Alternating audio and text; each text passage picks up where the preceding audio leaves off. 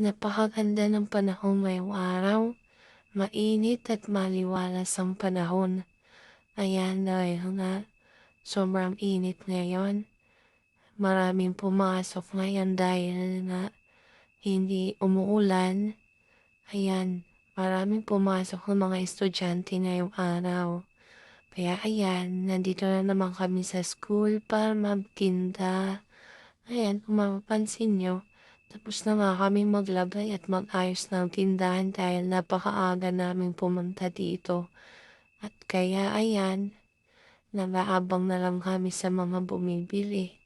Ayan, kung mapapansin nyo, bumibili na din yung mga estudyante dito sa tindahan kasi nga hindi pa ata sila almusal. Kaya yan, ito nga pala yung mga tinda namin ngayong araw.